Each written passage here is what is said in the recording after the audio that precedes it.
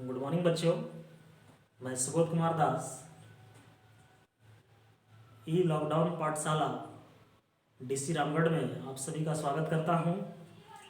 आज मैं सामाजिक विज्ञान विषय भूगोल कक्षा 6 का एक टॉपिक है ग्लोब, अक्षांश और देशांतर रेखाएं के बारे में बताऊंगा।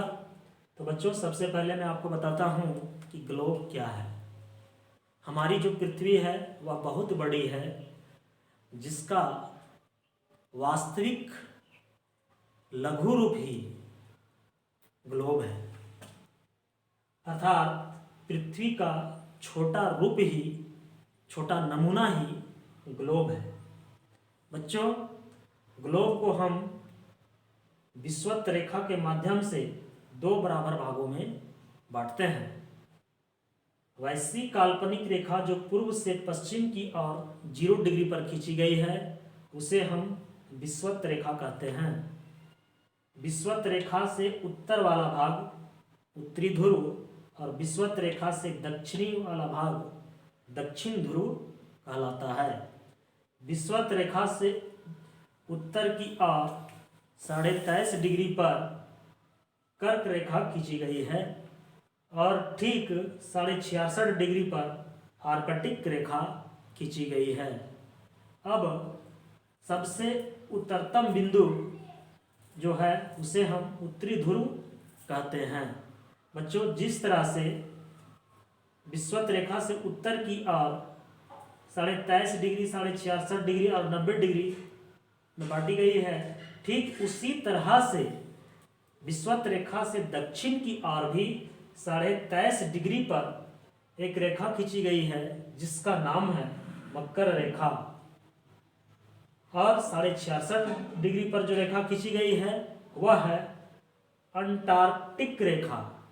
और सबसे दक्षिणतम बिंदु को हम दक्षिणी ध्रुव कहते हैं।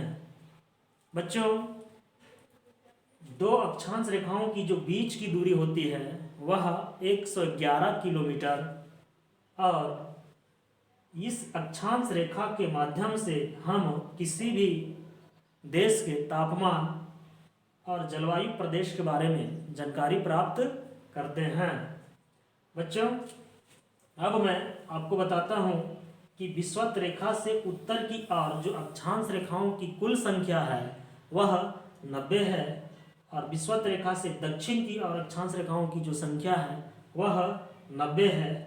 इस तरह से विषुवत रेखा से उत्तर 90 अक्षांश रेखाएं और विषुवत रेखा से दक्षिण की ओर 90 अक्षांश रेखाएं और एक विषुवत रेखा को लेते हैं जो कुल मिलाकर अक्षांश रेखाओं की जो संख्या है वह 181 है। अब मैं आपको बताऊंगा देशांतर रेखाओं के बारे में। बच्चों, देशांतर रेखा वैसी रेखा है जो उत्तरी ध्रुव से दक्षिणी ध्रुव को मिलाती है। वैसी रेखा देशांतर रेखा है जो उत्तरी ध्रुव से दक्षिणी ध्रुव को मिलाती है। विषुवत रेखा जो है वह देशांतर रेखा जो है वह ग्रीनविच को आधार मानते हुए इसे हम संपूर्ण पृथ्वी का एक मानक समय निर्धारित करने में हमें यह सहायक होती है। इस ग्रीनविच रेखा से, देशांतर रेखा से पूर्व की ओर 180 देशांतर रेखाएं खींचते हैं। ठीक पश्चिम की ओर 180 देशांतर रेखाएं खींची गई है। कुल मिलाकर देशांतर रेखाओं की जो संख्या है वह 360 है।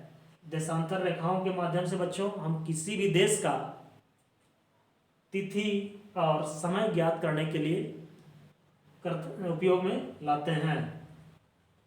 एक देशांतर रेखा से दूसरे देशांतर रेखाओं के बीच की जो दूरी होती है वह 111.3 किलोमीटर होती है।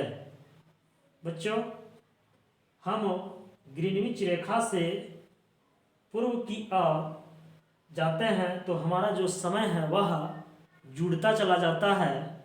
ठीक पश्चिम की ओर जाने पर हमारा जो समय है वह घटता चला जाता है।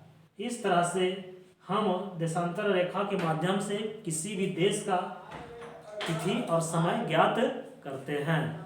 Thank you.